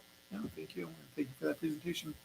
Any other questions? Oh, so did I understand that correctly? So a high schooler going to Snowline Academy can still play on the football team? Is that Yeah, okay? absolutely. I didn't know if that was just a this year thing. Oh, but yeah, going great forward, it's question always there. kind of been that way. Yeah, thanks, Member Flores. And I just may take a quick backup on that. Thank you for bringing that up. That's a credit to that staff led by, again, Mr. Chad Brooks, who's been very innovative in that way. I've got all the appropriate approvals to ensure that that occurs. So pretty exciting stuff, isn't it? All right, very good. Well, that'll take us to board member comments. We'll start with Member Flores. I don't think I have any tonight. Thank you. Thank you. Member Bristol. Yeah, just one thing. Can you guys all hear me? Yes, Yeah. sir. Actually, a couple things. We're a desert mountain community, and we're living in the Sun Belt. So please take care of our students when they're not in school by protecting them against submersion injuries and heat-related injuries. When we're out swimming in any static water, pools, ponds, bathtubs, or even moving water, just make sure you protect them and someone's watching and everyone's vigilant. This is my PSA, little safety message. Also, heat-related injuries are up, so watch out for heat exhaustion, heat stroke, and we need 100 feet defensible space on your houses to prevent from wildfires. That's it. Thanks, sir. Do appreciate that. Appreciate that PSA. You're absolutely right. Member Berenger. Good points there, Member Bristol. I would just like to wish happy summer to everybody and enjoy and be safe. Clerk Lou. Yeah, I just wanted to say thank you, Mr. Zimmerman, for your years of service here. And you're a legend in Snowline. And I know I had two of my kids had you. I think Nathan was too young, I think.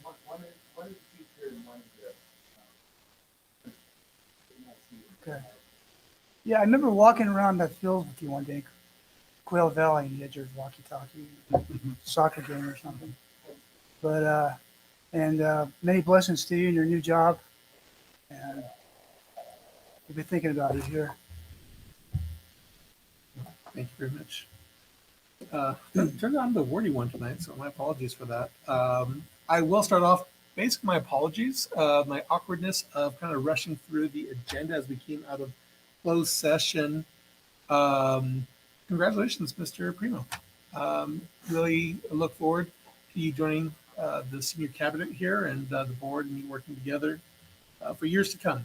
I think it's going to be a great stuff, but knowing that we'll be working together for years to come only means that we will not be working with Mr. Zimmerman. Dennis, it's been a great pleasure. I've only been here for 3 years now, but your insight, your knowledge, all the information that you have just at your fingertips is just, bountiful. And so I believe big shoes to fill. I think we've got the guy to do it, but I really appreciate all your time, all that you've committed to us, all your hard work. So thank you, and all best wishes in your career moving forward. And I really hope our paths cross often. So thank you. Big thank you to all the summer school staff who've committed themselves to this. Not, I don't know, I'd love to say post-pandemic, but post-pandemic year into a pandemic summer. The energy level that you have to keep pushing forward is so greatly appreciated, needed by so many. Hang in there. You've got our full support. Keep up the good work, the hard work. Really appreciate all of that. Let's see if I can read my chicken scratch notes as I was going through it tonight. I think it goes back much to the fall idea that we'll be back here most certainly 5 days a week. Hope without masks. That is a absolute, there's not one person out here who thinks masks is a great thing, but it is a necessary thing. But something I might want to visit, reflecting personally, my family has not been impacted by the cold and flu season.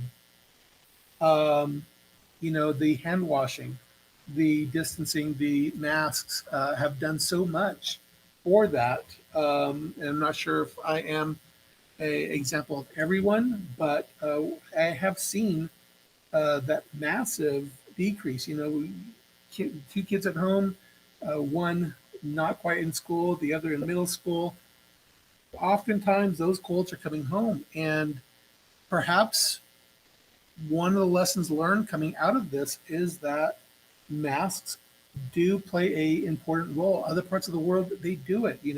If you feel a little sick, you don a mask to prevent it from transmitting to others. Perhaps we can look at mask policies in the future.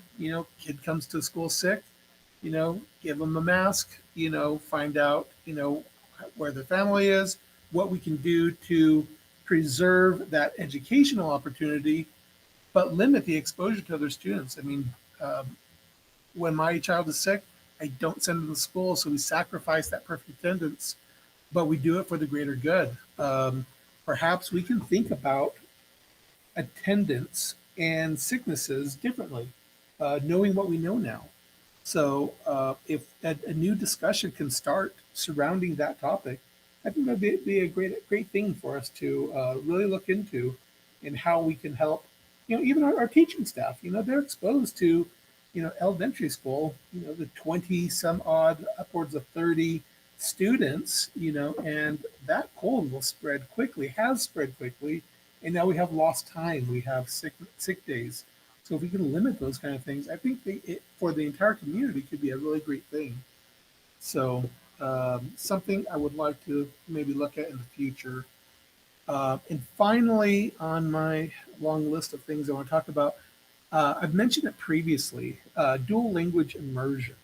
Powerful program that can really lend itself to our learning community to benefit both our English speaking and our English learners. The data that I've seen previously is that clearly the language improves. Our English learners become proficient quicker. And our English learners, or our English speakers, are now exposed to a new language. And both of these groups have, and data shows that both groups excel academically across the board, far superior than your single as language speaking student. And if something like this can be implemented in Snowline, I would think we would have such a compelling program that, we would be one of the few that are doing it, that we can benefit so many with that kind of a program. And I would like to ask the board if I can have your consensus to bring this, or to have this as an agenda item, so that we can gather more information and perhaps even give Dr. Holman the direction that this is something that we would like to learn more about, and the feasibility of implementing it and what kind of a time frame. I think there are just a ton of benefits that could only improve what Snowline has to offer. Now, should it not, work out? I know the number one thing that I have learned, heard a presentation from an organization, CABE, the California Association of Bilingual Education. The number one thing is staffing. To find that dual language teacher is such a challenge. But we already have such a great commitment from our district. Serrano's graduation, I have the great fortune of meeting a few students, one of which wants to go on to study education and plans to return to Snowline to teach. Well, let's foster that. Let's build that kind of reputation and that relationship with our students and bring them back in to keep self-feeding, what greatness we already have. So I would like this agendized and look to the board if you would support that idea. I'm not sure if in that consensus that we would need to pick a date to have that added to the agenda.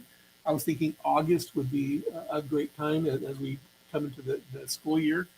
But to the rest of the board, I would ask, would you entertain an agenda item to learn more about the dual language immersion program? I'm fine getting more information. Yeah, I'd like to, and to see the feasibility, to see if it's possible. Sure. I know that it's hard to not see the hurdle, but if it's just information for now, then I'd like to. I'll entertain it. I appreciate that. Others? Oh, thank you. Member Bristol? Yeah, the difficult part is who are we going to task with giving us that information or researching the information. I see a lot of roadblocks and hurdles, not that it's impossible, just with there may be different avenues or different options that we don't know about.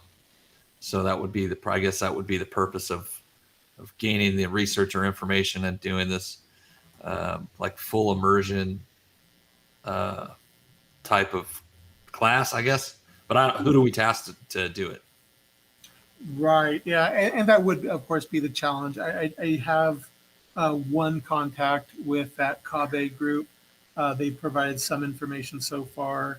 Literature that I previously received was very encouraging and very powerful. So, Dr. Olman, do you have any thoughts of that? Yeah, I sure do. I think to Member Bristol's, Member Bristol's question / concern, I think Alan Miller and I can double team this, and I say this because we've done some work already, and so I think between the two of us, we can get to that information in the first week of August. First meeting is what I meant to say, maybe in August.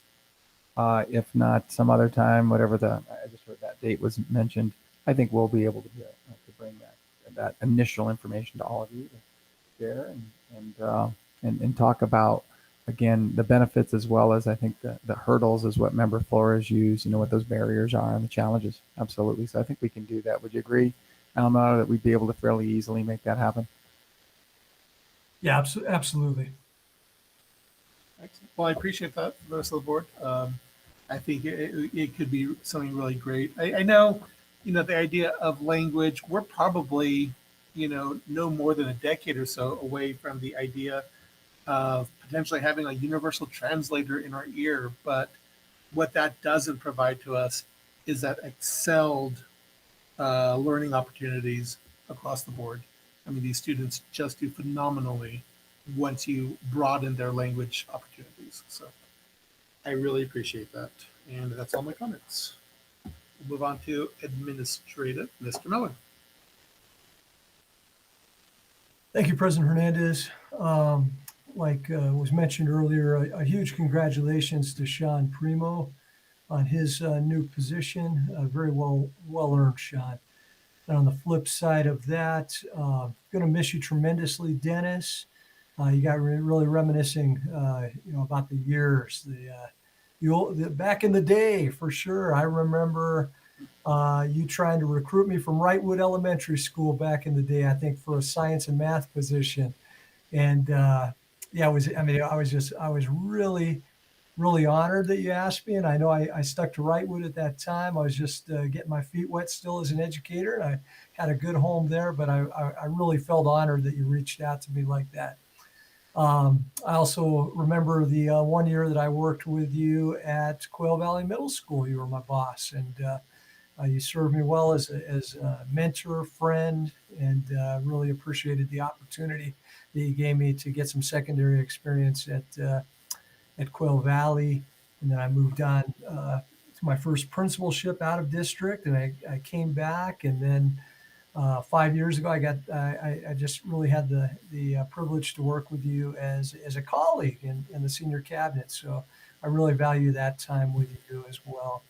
Just seeing each other through good times and tough times for sure. But I'm going to miss you greatly, and I know you're just a stone throw across the desert, but we love you, Dennis. So thank you for that. And then just wanted to give a shout out to our wonderful principals and APs and my SLS and SS team for hosting some great SIPSA LCAP work this week. We just finished up day 2 today. We've got a couple more half days to go. Looking forward to do some continued excellent work in bringing that LCAP to life and really connecting it strongly to the school site plans. So that is all I have, President Hernandez. Thank you. Thank you, Mr. Miller. Mr. Zimmerman.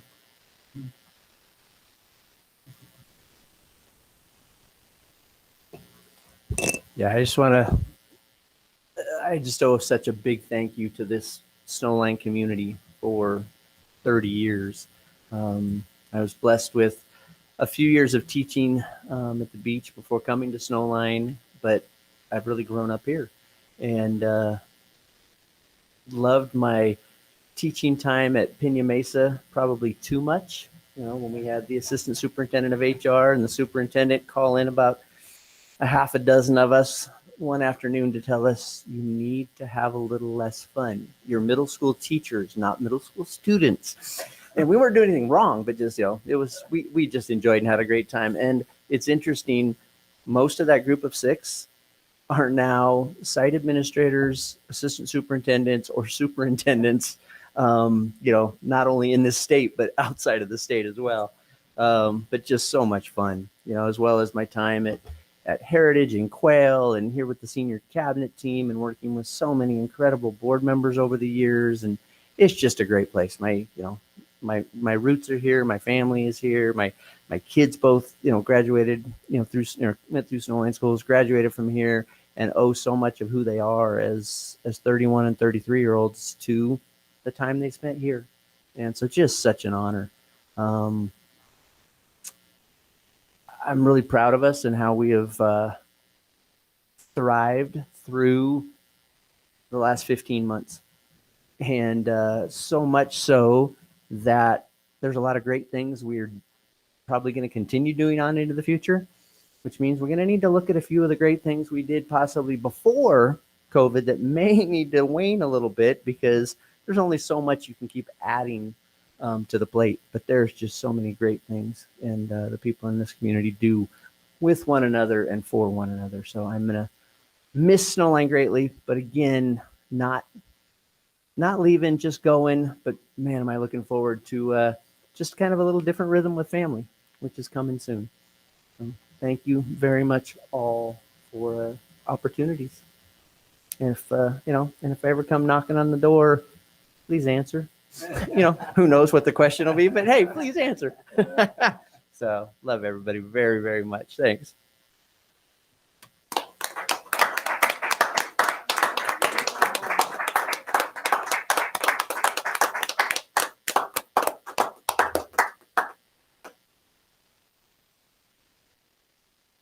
Thank you, Mr. Zimmerman. I'm sure all the feelings are mutual there. So. Mr. Chacon. Thanks, President Hernandez. Yeah, I'm going to do a little PSA too. Mr. Bristol, you took my thunder. So I was just going to remind everyone, hey, we're not going to see you guys until after 4th of July. So happy Independence Day to everyone. Just be safe out there. We do live in a very dry desert. We had several fires already impacting our communities and our schools. So please just be diligent out there and stay safe as we celebrate our Independence Day. So thank you for that. And Z, I don't even know what to say, man, to be honest. I mean, thank you. I mean, since I started here, Z, you were always someone I could rely on, trust, seek advice from. It was just a great mentorship as I moved into education, not having an education background. And you really helped guide me through those, first early months, and even to this day, Z. So I just appreciate you and just your grace and generosity. And I'm definitely going to miss you, but just please know that I'll continue to call you. So thank you. Thank you very much. Ms. Stepp. A few things for me tonight. One is today I was able to complete my CSBA certification for executive assistants, and Congratulations. I am glad that and grateful for the opportunity I had, because it really has given me some room to grow and also to support the site and department secretaries as I move forward and looking into what I can do to pass that information along to help support all those other secretaries out there that I do work hard to support. So also our leadership retreat we had on Thursday, amazing information that we received, great presentations. We were able to listen to Dr. Ron Powell, and he was, amazing. So I appreciated his information that we will be using in supporting and helping others. Also, Dennis, seriously, Dennis, I think, as we were sitting here, I really did not realize in the 29 years that I've been at the district, I have been at the district office for almost 22 of those, of which 14 of those I worked in an HR position.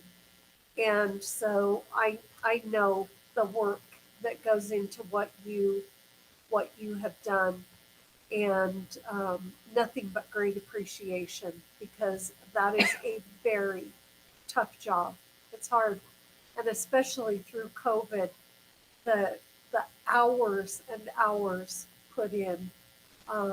Just really thank you, and no goodbyes, but see you laters, and also just enjoy your family, and tell Kimberly thank you for letting us have you for so long, and for putting up with all of those long hours. And to Sean, congratulations, Sean. You will do just fine in your role as assistant soup, and it'll be a learning process, but we're all here to support you, have gone through it, and are just here to do whatever it takes, as we know you will do the same in return. So congratulations on that. And CSBA conference, I had sent an email out to the board. I don't know if any of you were, I had a couple of board members respond to me, and just looking to find out if anybody will be attending. It's in San Diego, and I'll be reaching out to those who haven't responded to me individually so that I can get that taken care of. Okay? And that's it for me. Thank you. Thank you. Last but not least, Dr. Holman. Thanks, President Hernandez. Let me begin. Congratulations, Nancy. That is a great accomplishment. I just want to say thank you for modeling. You talk a lot about lifelong learning. Thank you for not only talking about it, but doing it. Kudos to you. That's not an easy task. So congratulations. As I look up there, how about a huge thanks? And we thank them. I say we, not me and nearly enough, but oftentimes we talk about the audio team, right? Robert Jacob, Rick Hernandez, and James Fields. Boy, thank you for completing another full year, and not only completing it, but really setting a powerful standard. I have the the ability to see other settings. And ours is really pretty darn impressive. Translations, though, I mean, everything that goes on. Thank you for knocking out another outstanding year in very difficult conditions, but it doesn't show. It just is really, really impressive. So greatly appreciate that. It was mentioned about summer school. I just want to capitalize on what you said. I was at Pinion Mason Middle School today, and thanks to everybody who's supporting that cause. It's been a long year, but still, folks being willing to sign up and say, I want to lift up kids. So that is outstanding. Remember Bristol, I don't want to forget your hand. I see a hand there. Sorry about that. You want to jump in? Oh, okay. I just want to make sure I didn't overlook that. But speaking of the leadership team meeting that we had, those are all our department site leaders, amounts to about 45 individuals. And I just want to thank them. Short notice. We as a senior cabinet like to do that year by year, but it's tough when you don't know if you can be indoors. It's tough. You're going to be outdoors. And really, I really commend everybody for doing really hard work in powerful areas. One of our core values, equity for all, making that actionable. That's not easy, but boy, what great work was being done and will continue to be done in that endeavor. And also when we think about school climate and social emotional learning, we talked to Dr. Ron Powell. He's an FOS, a friend of Snowline too. Boy, he's a real legend up here, and he knows it very, very well. And so we'll use his efforts to capitalize on needed work around social emotional learning and school climate so that kids can thrive, to steal a term here that's been said. Sean Primo, I look at you. I think it's been about 3 decades here in this district here, and 3 decades of outstanding work. Congratulations. You're going to do wonderfully well. I think that's already been said. I think you've set a course over those 3 decades that will just continue. A course that is one of servant leadership, which I so appreciate, and also and servant leadership in service of what's most important, our treasures, right? The kids of this school district. So again, congratulations on going through a rigorous process. I don't know if people know, we hold multiple interviews, multiple individuals, almost pushing 20 people he has to get in front of, and the others do to ascend to the top. And so I like to say this when people get up, you earned it. You certainly did, not just in 30 years, but certainly in that setting. So congratulations, Sean. Looking forward to you beginning your work tomorrow. And that's not a joke. That's the truth, actually, that tomorrow piece there. It'll be okay, Yeah. Sean. Yeah, well said there. Well, yeah, well said. Improving his math skills, and that's my segue into my final comment, Dennis Zimmerman. That is so perfectly done. You talk about an FOS. This is a friend of Snowline, but an FOH, a friend in my heart, of my heart, I should say, and so appreciate him. I don't know. I feel like I'm in this over the last 5-6 days in this theme of telling stories about my dad. I'll begin with another story about my dad. I think a really positive one, though, in the best of ways. So it goes back really 27 years almost, 27 years here. So my first year as a teacher was at Pinion Mason Middle School. And Dennis Zimmerman, I believe, was in his 3rd year at that point, right? Finishing his 3rd year. And so Luke Onaveros, we know another friend of Snowline, right? I admire greatly too, just like Dennis. Mentors both for me. Had said, hey, I'm going to set you up. And this is early on in my teaching. I'm going to set you up with Dennis Zimmerman. And I said, oh, okay, great. I've heard a little bit about him. Talk to my dad, though. And this is really, as much as I joke about my dad, he's a hero of mine, right? And I admire him greatly and really appreciate his counsel. He understands character. And at that moment was the first time he had told me multiple times how much he admired Dennis Zimmerman. And this is a gentleman who, gosh, if I do the math, there's someone who's 20 plus year senior, and he admired him greatly. He said, Ryan, you are going to be, it was just one period. I can still picture it. I still remember something I'll talk about in just a moment, but you're going to be observing an outstanding teacher who's an even better person. I admire him greatly. And so my dad, and many of you know him, went on to work for, if you will, we'll use that term, and with Dennis Zimmerman at the Heritage School. And he did so because my dad was probably in a position where he could stay where he was. I probably drove him away a little bit, going away from Pinyon Mesa, right? Didn't want to be with his son, but more importantly, he wanted to be with Dennis Zimmerman. And back to that observation, I took strategies from Dennis right out of the get-go. But one I still remember greatly was there was a student who was just a bit off task. We talk about proximity, right? And Dennis came up onto the desk and got to the front of the desk and leaned down. And we think about this. Think about that training that we had on Thursday. We're talking 27 years ago. Dennis knelt down, got eye to eye with that student, and whispered very softly.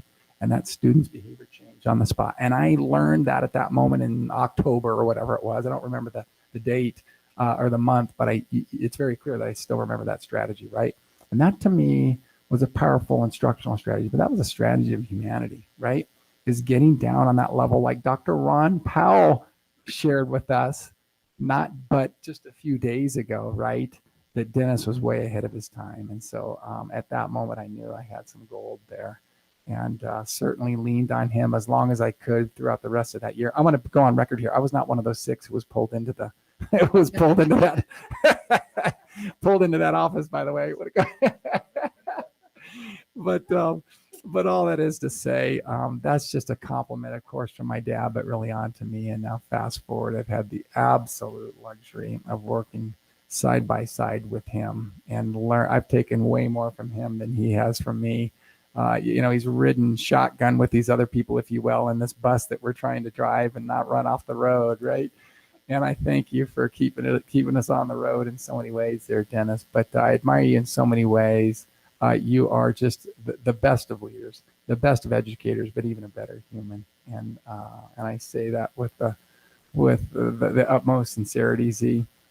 We would love to have you stay here, but you're going, to use your terms, that you're going for all the right reasons. And I'm sorry about that, because I would love for you and Kimberly to stay, with us, but you'll never leave. We know that, Z. But I hope you just know how much I admire you. I thank you. I appreciate your mentorship, counsel, and all that, ultimately not being selfish anymore, what you've done for Snowline. You will always be an FOS and probably an LOS, right? And that's a legend of Snowline here, a legend in Snowline. So thank you, my friend. We've got a few more days, but I just want to certainly be on record publicly with my greatest appreciation for you. So thankful that I call you a dear friend. We certainly love you too, my friend. Thank you. All right. Well, there being no further business to come before the board, I would accept a motion to adjourn. I'll make a motion. Thank you, Clerk Bloom. A second? Thank you, Member Flores. A roll call vote. Member Flores? Aye. Member Bristol? Hi. Member Behringer? Aye. Clerk Bloom? Aye. I vote aye as well. This meeting is adjourned.